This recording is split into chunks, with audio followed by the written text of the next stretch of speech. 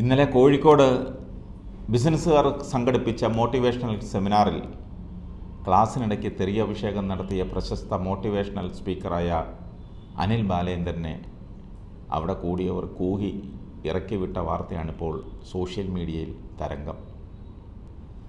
മാപ്പ് പറഞ്ഞെങ്കിൽ മാത്രമേ അനിലിൻ്റെ വാഹനം കടത്തിവിടുകയുള്ളൂ എന്ന നിലപാടിലായിരുന്നു പരിപാടിക്കെത്തിയ ബിസിനസ്സുകാർ. തുടർന്ന് സംഘാടകരുടെ ഏറെ നേരത്തെ പരിശ്രമത്തിന് ശേഷമാണ് അനിലിൻ്റെ കാർ എടുക്കാൻ അവർ സമ്മതിച്ചത്. 1-2 4 ലക്ഷം രൂപയും GSTയുമാണ് അനിൽ ബാലേന്ദ്രൻ പ്രതിഫലമായി വാങ്ങിയത്. 5000-ഓളം ആളുകളെ പ്രതീക്ഷിച്ച ചടങ്ങിൽ ഗായിക സിത്താരയുടെ അടക്കം സംഗീത നിശയും ഒരുക്കിയിരുന്നു. ഉച്ചയ്ക്ക് 2 മണിക്ക് തുടങ്ങേണ്ട പരിപാടിക്ക് അനിൽ ബാലചന്ദ്രൻ എത്തിയത് 1 മണിക്കൂർ വൈകി. സ്റ്റേജിൽ കയറിയ ഇയാൾ ബിസിനസ്സുകാരെ അസഭ്യം പറയാൻ തുടങ്ങി.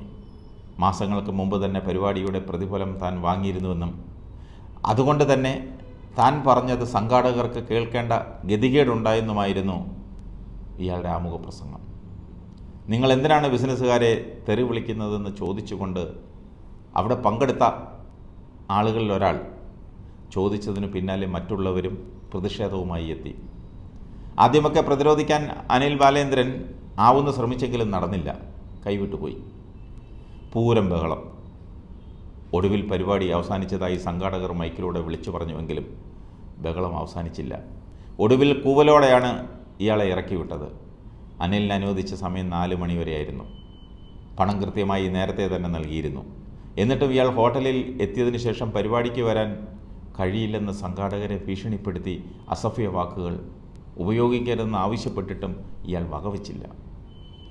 ഒടുവിൽ പരിക്കേൽക്കാതെ വളരെ പണിപ്പെട്ടാണ് ഇയാളെ പുറത്തെത്തിച്ചത്. ഇയാൾക്കെന്താ മാനസിക നില തെറ്റിയോ? അറിയാൻ മേലഞ്ഞ് ചോദിക്കുക. ഓരോ ക്ലാസ്സിനും സ്വർണത്തിൻ്റെ വില ഈടാക്കുന്ന ഇയാൾ പണത്തിൻ്റെ അഹങ്കാരമാണ് അവിടെ കാണിച്ചത്. ഇയാളെയൊക്കെ വിളിച്ച് ക്ലാസ് എടുപ്പിക്കുന്നവരെ വേണം ആദ്യം തല്ലാൻ. അതുകൊണ്ടെന്താ ഇയാളുടെ അവസാനത്തെ പരിപാടിയായിരിക്കും ഇത്. ഇനി ആരെങ്കിലും ഇയാളെ മോട്ടിവേഷണൽ ക്ലാസ്സിന് വിളിക്കുമോ? കാശ് കൊടുത്ത് അയാളുടെ വായിലിരിക്കുന്ന തെറി കേൾക്കണോ? ഇയാൾക്ക് നാണമില്ലേ? നാണമുണ്ടായിരുന്നുവെങ്കിൽ ഇങ്ങനെയൊന്നും സംഭവിക്കില്ലായിരുന്നു.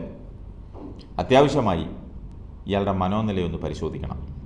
ഇല്ലെങ്കിൽ സമൂഹത്തിന് വലിയ ദുരന്തമായി മാറും. ഇതുപോലുള്ള കുറേ പകൽമാന്യന്മാരുണ്ട്. സ്വയം കെട്ടിപ്പൊക്കിയ ഇമേജുമായി നാട്ടുകാർക്ക് പണിയുണ്ടാക്കാൻ ഈ മാരണങ്ങളെയൊക്കെ ചുമക്കാനും ആളുകളുണ്ടല്ലോ എന്നാണ് അത്ഭുതം തോന്നുന്നത്.